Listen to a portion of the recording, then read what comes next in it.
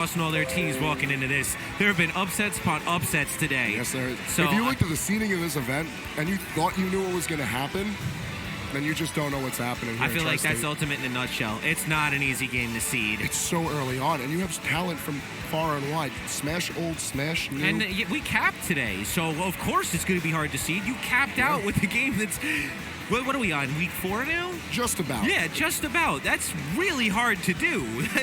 Shout outs to all the TOs trying to cope with that seeding, because that does not sound like a fun time. Yeah, no. If anything, they had shots in the dark that were really well placed. And then this event is just going to set a precedent for what we have to learn from. Well, and this is good, too, because getting majors in early, that's so good for seeding as well, since you can get some real clarity. Despite upsets and all, majors count for a lot when it comes down to seeding. Oh, absolutely. So you got to make sure you got to get your wins in today, guys. If you don't want to be facing off against one seed, like, get in there.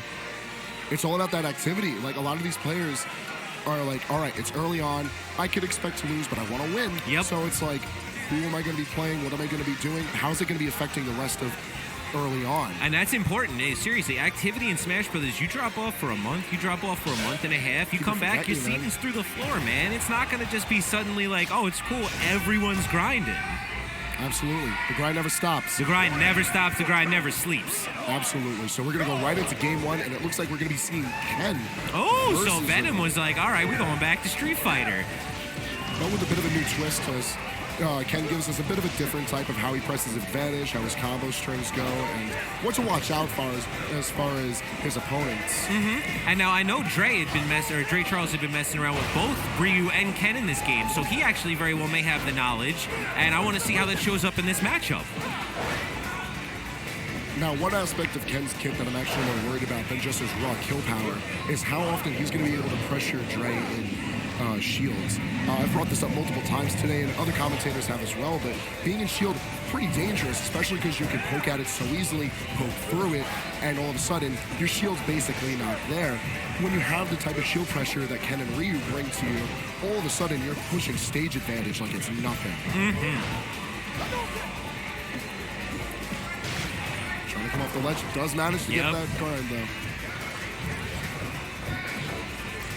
Now, right now, both guys playing very, very safe. It looks like they're feeling each other out a lot, trying to figure out what the play style is, see what each other are looking to counter right now. Dre with a lot of smart, safe aerials, but yet again, a la Smash 4, that up-tilt Shuryu is going to be real hard to fight with. Indeed, indeed. One thing I think that both players are going to be very aware of is the idea of not showing their full hand super early. Like I said earlier, both of them are really good at picking up on habits and abusing their opponents because of them. Dre doesn't want to show how much he knows early on, and I'm sure Venom is very much the same way, so can only respond in so many different ways. Fortunately enough, Ridley does have a lot of versatile tools for the sake of taking a situation like this and bringing it back into his favor. Now, Dre already pushing the off-stage game right now. I see a lot of fireball placement and a lot of attempts to push that linear recovery, so... Wow, now that might just have been way too much percent for Venom to mash out of. Dre only at 54. He's still got a huge opportunity to bring this back. Yep. So the side B from Ridley actually does have a difference in like its window of mashing, depending on the percentage difference. Dre was at some high percentages, and so is Venom, but as long as that difference is around 30%, it's really difficult to mash out of. But as far as percentages go, we're looking clean, but Dre's on his last stock. Yeah, and Venom is looking really, really on point. He's used a lot of great focus options to get around Ridley's single hits. He's been very cognizant of fireballs and never really getting himself in the way of them, and he's confirmed off damn near everything. That's what you have to do in this matchup because he knows what he's able to get away with. Unfortunately, Ridley doesn't have a lot of multi-hitting moves that he can safely put out. That forward air can be very easily maneuvered around, so Dre can't just willy-nilly poke through focus. And Venom knows this. He's using it as best as he can so he can get his hits in, and then once the percentage is high enough, we already saw earlier, he just needs to confirm it to that Shoryuken, and that's going to end game 1. Oh, is what I would say. Ridley probably living by the skin of his teeth, though, as of right now, and I'm sure one more up-tilt, up-B is going to end up putting this out, but Dre holding on, not letting it go just yet. Yeah, he's very aware of the situation right now where any poke through the shield is going to end in disaster, so... And bringing it back, dash attack, never something to absolutely sleep on, because, and pushing that linear recovery. Got him, but easy gift, single fireball. One tool that Dre used that I actually want to see a little bit more of as the set goes on is forward tilt, which is probably one of Ridley's best normals. It's surprisingly long-reaching, even for what it looks like. And it's going to allow Dre to focus with something, safely retreat, and poke at it again.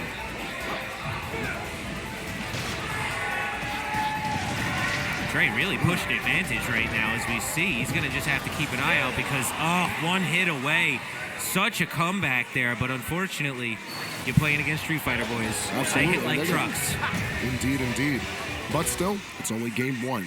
This is the winner's side of Brian. Exactly. Even if one of these players does lose, still got the shark pit that is losers to run through. Oh, man. And at this point now, dropping out of such a high point, winners into losers, you are just... Shark Tank is a prime time word for it because you have no idea Those what sharks you're are going to bump into. hungry. Those aren't some small sharks. We got great whites hanging out down there. Most definitely. Venom's two bans are Battlefield and Kalos, so he does not want a lot of room for whatever character Dre picks into to maneuver. Now, the end of that last game, I have to say, it was very interesting because I saw Dre starting to adapt. He was playing a lot of counter approach. He really stopped moving forward. He stopped trying to press into Venom, and he really started to try to counter Ken's options. And it looked like there was some matchup knowledge there. But in the end of it, it was just too little too late. So my question moving in here is Venom going to be able to keep pushing that advantage state? Or is Dre actually going to wise up and step back from it, take his, and make it a long-winded game?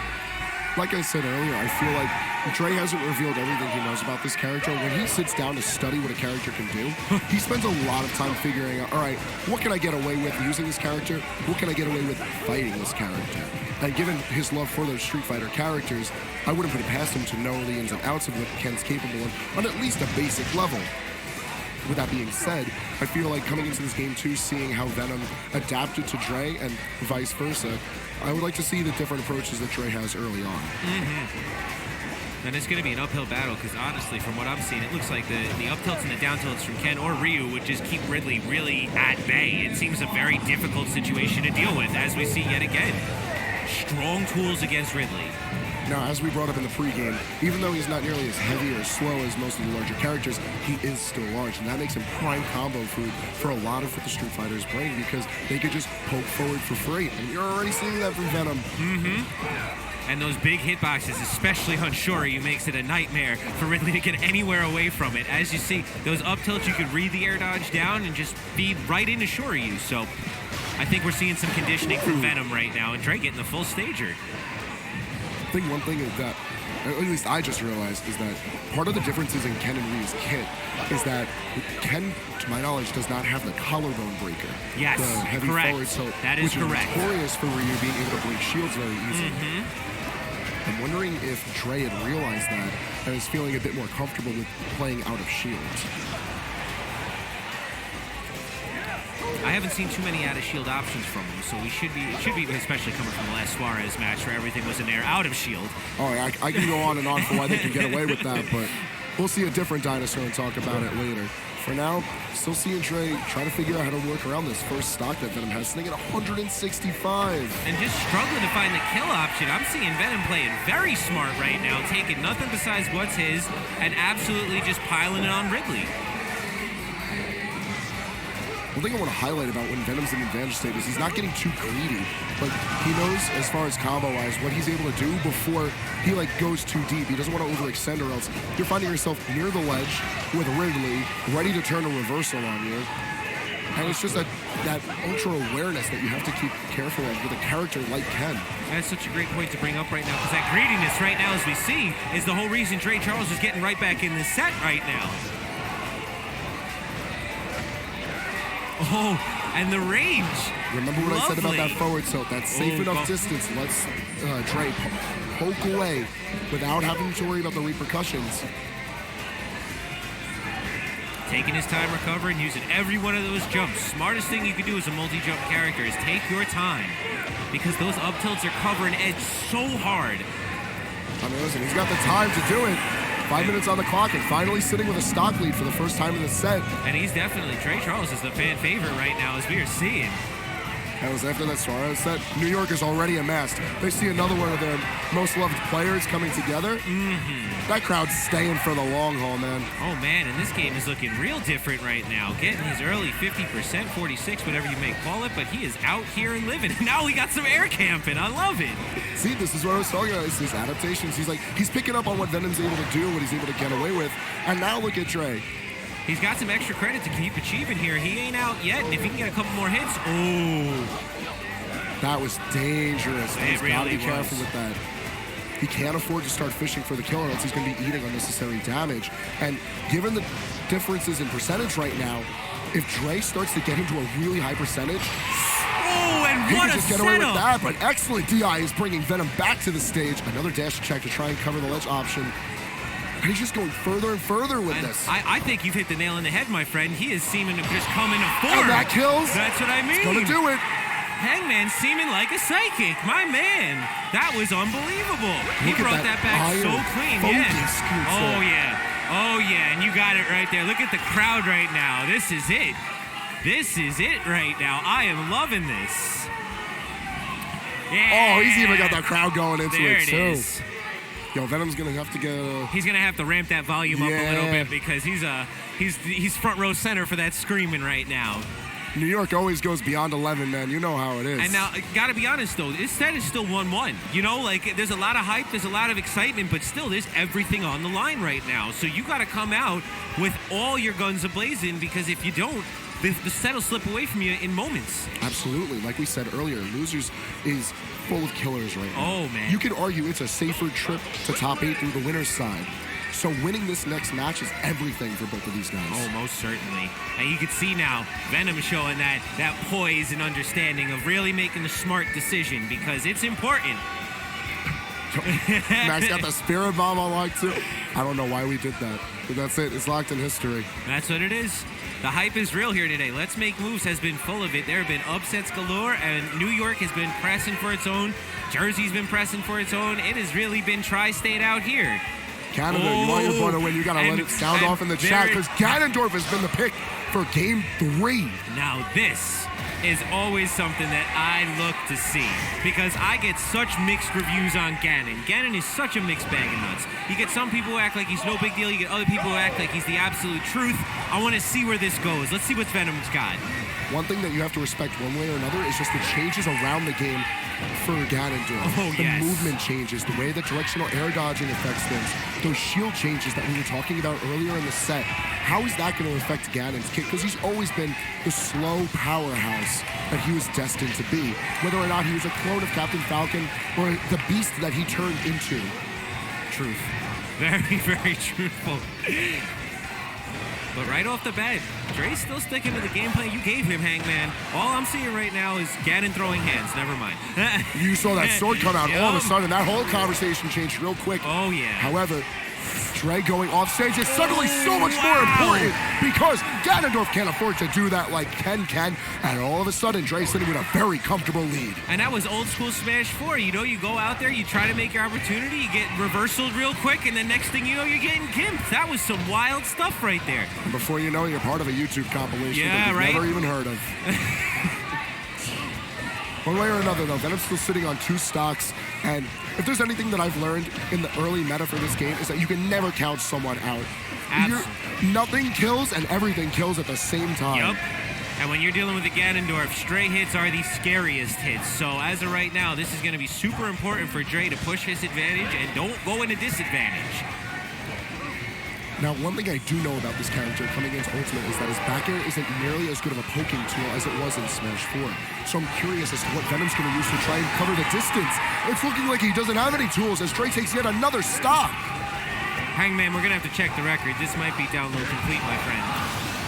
Yeah, I've been hearing that, listen, a lot of people connected to that internet, but it's still looking lightning fast for Dre Charles. And as we said, the momentum is building. My man is feeling it. He has smelt out what the options are, and he is looking fierce right now.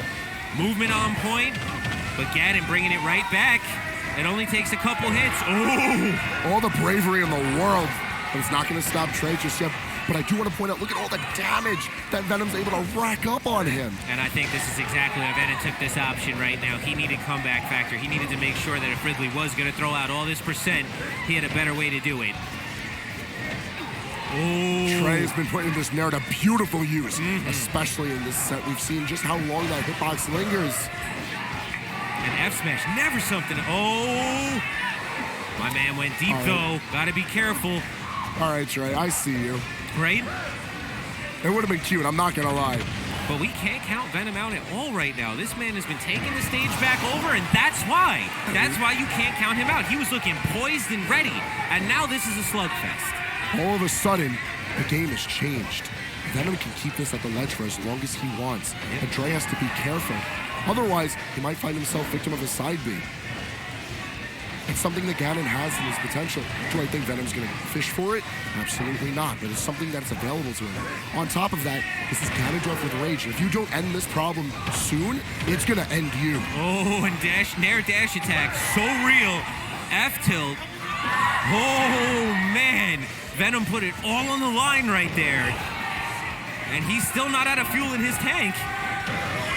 The Wizard Kick coming out. Look at how dangerous the situation is. Up tilt, nearly killing. He's looking for, I thought that was going to be fair all day. Rough spacing by Dre right now. He's looking for it, but it's so close. And literally anything can kill from either of these monsters right now. Any of these aerials connect.